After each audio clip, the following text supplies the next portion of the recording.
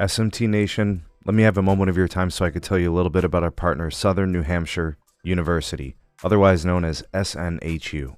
SNHU is a great opportunity for a lot of you out there to possibly embark on a new career training.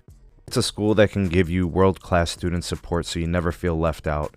They've got great opportunities and programs, job projection for growth, flexible term starts, 24/7 online accessibility.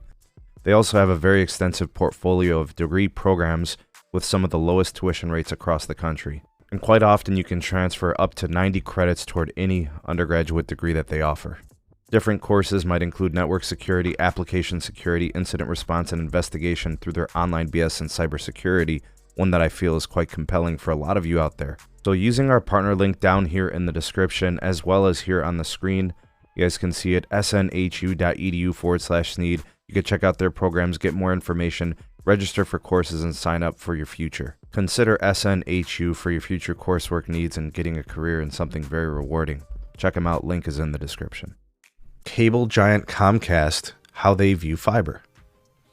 In February of this year, Comcast has already been in the midst of a massive overhaul of the network, rolling out mid-split upgrades and plotting the launch of DOCSIS 4.0 in the second half of this year. Okay, so for those of you that are hip to the lingo, these mid-split upgrades are what's going to catapult the Comcast network to be a much more capacitive, high-grade performing network. If you guys have ever used Comcast service, you've probably had something like, I don't know, a few hundred megabits up downlink and like 10 or 20 megabits uplink. And with these upgrades, you start to have a more fiber-like experience, and that's for both the downlink and the uplink. So it's really exciting to see folks getting this set of upgrades here. Said there's also a place for fiber in the company's future. Of course it is. Absolutely it is. Distributed access architecture. I think EMTech has spoken about the troubles with DAA, transitioning from analog to digital fiber to a new virtualized architecture via virtual cable modem termination system. I don't know all these technologies, guys. I'm not going to pretend to.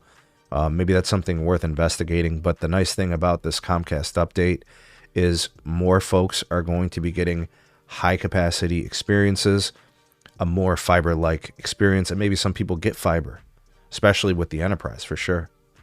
Comcast expanding. Check out some of these areas where Comcast is expanding. They got 840,000 new passings.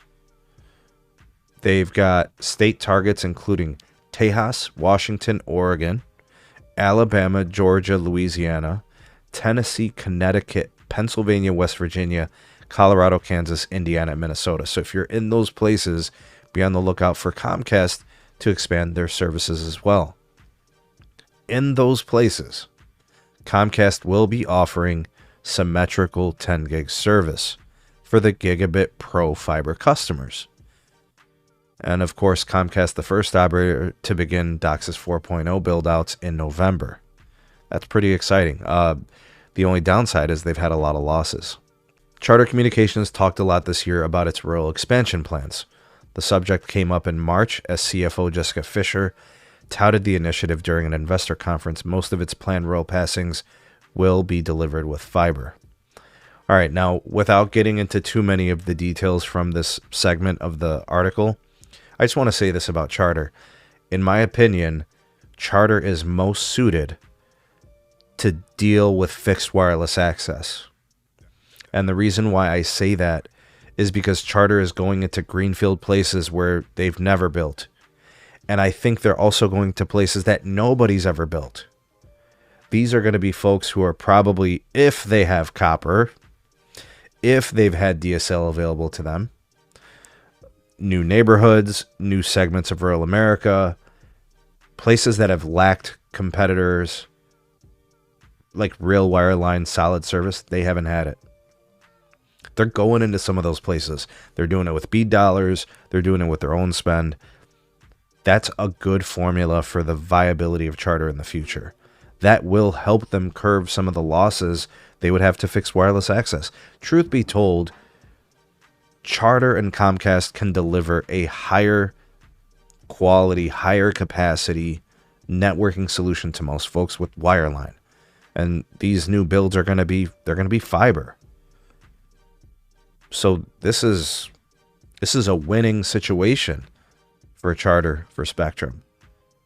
But how fast can they do it, right? In my estimation, I think Verizon and T-Mobile, and in some instances AT&T, they can get to some of these locations with their tower upgrades and offer fixed wireless access too. So they're going to have competition. That's for sure. Charter continued to add broadband subs in Q2 and Q3 despite a price hike through its existing and subsidized rural footprint, with new rural markets a bright spot for the operator. I did hear that they are going to have losses officially for Q4, so that's tough. Google Fiber, 8 gig broadband. Google Fiber, 8 gigabits per second in Arizona, 20 gig symmetrical service in select markets. I just wish they were in more places, man. Sheesh. Google Fiber does GOAT things in like 15 markets in the country. EM Tech, salute to you, man. Charter deserves a lot of credit for their fiber to the premise in rural. I have my opinions about their crappy DOCSIS here, but this deserves major props. Big salute to you. Big salute to Charter. I agree. I totally agree with that. It's pretty commendable what they're doing out there. Quick hit update out of WOW for those of you that know this business. They now offer 2 gigabits per second broadband in a trial market thanks to cable network upgrades. Let's see where.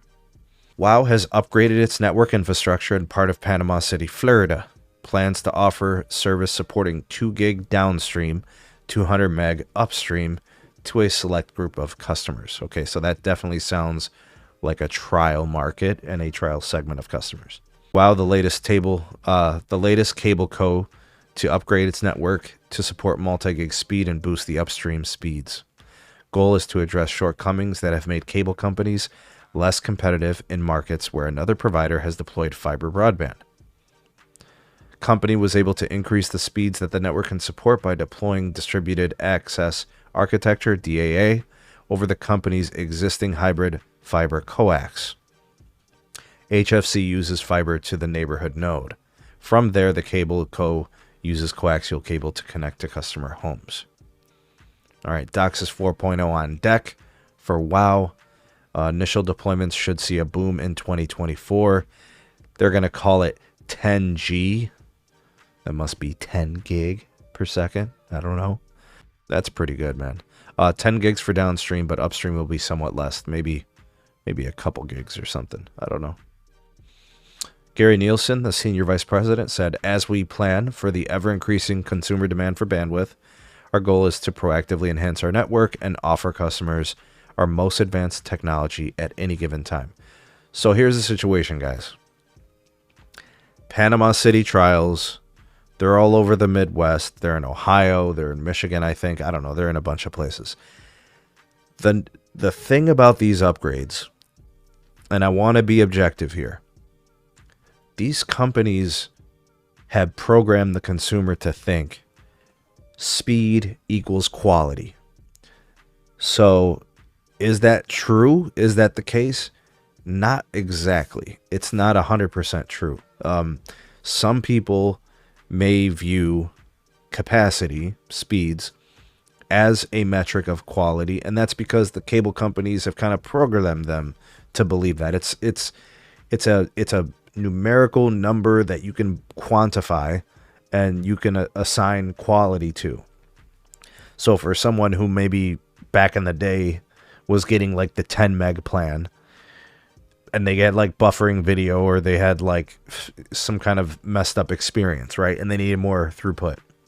You paid more, you got more speed, and then your performance was improved, right? You could put more devices on the network. So that's what's happened over time. So we just equate speed with quality metric. At this point with these upgrades, though, you've got more than enough without having to go 10 gig or 20 gig or whatever else. But I will tell you, there will come a point where a lot of people are going to need more than 100 megabits per second, more than 200, more than 300.